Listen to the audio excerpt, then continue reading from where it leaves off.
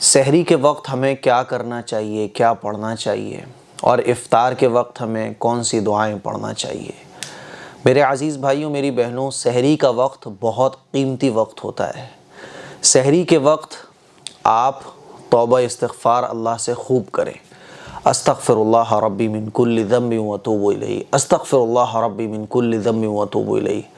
استغفار کی بہت فضیلت ہے حدیث مبارکہ میں، اور درود شریف خوب پڑھیں اس ٹائم میں۔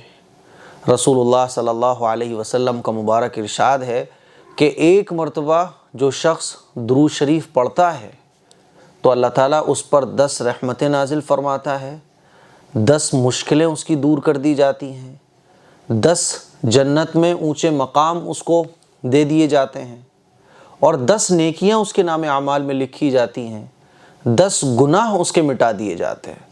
درود شریف پڑھنے کے بہت فائدے ہیں، اسی لیے سحری کے وقت میں درود شریف پڑھیں، استغفار کریں، پہلا کلمہ خوب پڑھیں، لا الہ الا اللہ محمد الرسول اللہ۔ تو سحری کا وقت بہت قیمتی ہے، اس وقت میں ذکر و اذکار آپ خوب کر سکتے ہیں۔ رسول اللہ صلی اللہ علیہ وسلم ذکر و اذکار سحری کے وقت میں خوب فرماتے تھے۔ سحری کے وقت کی کوئی خاص دعا نہیں ہے، ہاں نیت کے لیے کچھ لوگ یہ جو پڑھتے ہیں نا، وَبِصَوْمِ غَدٍ نَوَيْتُ مِن شَهْرِ رمضان، اسی طرح سے نَوَيْتُ أَنْ أَصُومَ غَدًا لِلَّهِ تَعَالَى مِن شَهْرِ رمضان، تو یہ نیت کے الفاظ ہیں، یہ کوئی سحری کی دعائیں نہیں ہیں، سمجھ رہے ہیں؟ نیت اصل میں دل کے ارادے کو کہتے ہیں۔ آپ کے دل میں نیت ہے، آپ کے دل میں ارادہ ہے کہ آپ روزہ رکھو گے تو بس ہو گئی نیت، زبان سے کہنا کوئی ضروری نہیں ہے۔ ہاں بعض لوگوں کو تسلی نہیں ہوتی ہے تو وہ اس طرح سے کہہ سکتے ہیں وَبِصَوْمِ غَدٍ نَوَيْتُ مِن شَهْرِ رمضان، لیکن سحری کے وقت کی یہ کوئی خاص دعائیں نہیں ہیں، سمجھ رہے ہیں بات کو؟ سحری کے وقت میں آپ خوب ذکر و اذکار کر سکتے ہیں۔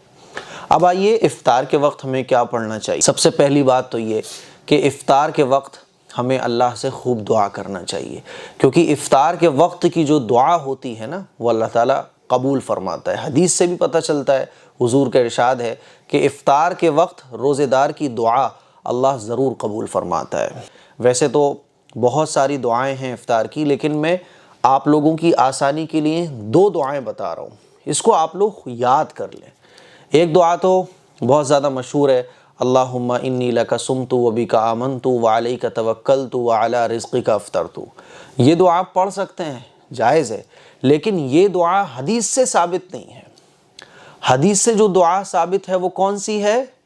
اللہم لک صمت وعلی رزقک افطرت۔ یہ دعا حدیث میں ذکر کی گئی ہے، اسی لیے بہتر یہ ہے کہ آپ اس دعا کو یاد کر لو۔ آئیے وہ حدیث کیا ہے؟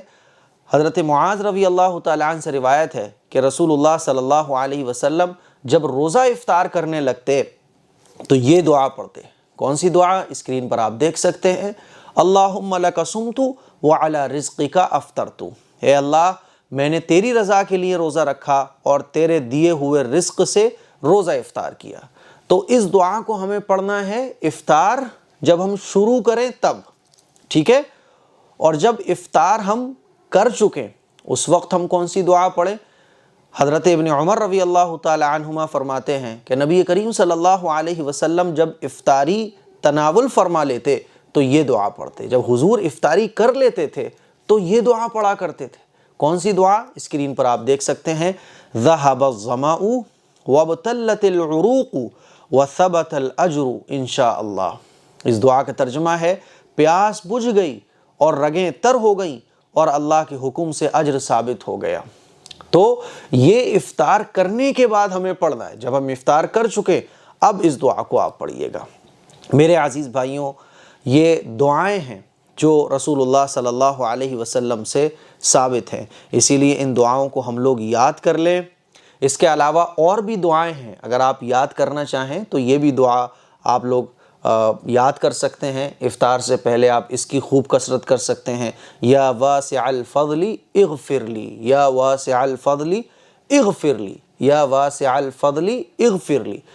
افطار شروع ہونے سے پہلے آپ اس کا ورد رکھ سکتے ہیں۔ اسی طرح سے یہ دعا بھی ہے افطار کے وقت کی، اللہم انی اسألک برحمتک التی وسعت کل شیء ان تغفر لی۔ اس دعا کا ترجمہ ہے، اے اللہ میں آپ کو آپ کی اس رحمت کا واسطہ دے کر سوال کرتا ہوں جو رحمت ہر چیز پر وسیع ہے، کہ آپ میری مغفرت فرما دیجئے، ٹھیک ہے۔ اور جو دوسری دعا ہے، یا واسع الفضل اغفر لی، اس کو آپ خوب پڑھ سکتے ہیں۔ اس کا ترجمہ ہے، اے بے پناہ فضل اور احسان کرنے والے میری مغفرت فرما۔ تیسری دعا ہے، الحمدللہ الذی اعاننی فصمت ورزقنی فافطرت۔ تمام تعریفیں اللہ کے لیے ہیں جس کی مدد سے میں نے روزہ رکھا اور جس کے عطا کردہ رزق سے میں نے افطار کیا، ٹھیک ہے۔ ایک دعا یہ بھی ہے۔ تو یہ افطار کے وقت کی کچھ مسنون دعائیں تھیں جو میں نے آپ لوگوں کی خدمت میں پیش کی۔ مجھے امید ہے کہ یہ ویڈیو آپ لوگوں کو پسند آیا ہوگا۔ اب جتنی زیادہ دعائیں آپ یاد کر لیں اور افطار کے وقت میں پڑھیں تو ظاہر ہے جو جتنی محنت کرے گا اور جو جتنا پڑھے گا وہ اتنا زیادہ ثواب پائے گا۔ اس کلپ کو شیئر ضرور کیجیے گا۔ السلام علیکم ورحمۃ اللہ وبرکاتہ۔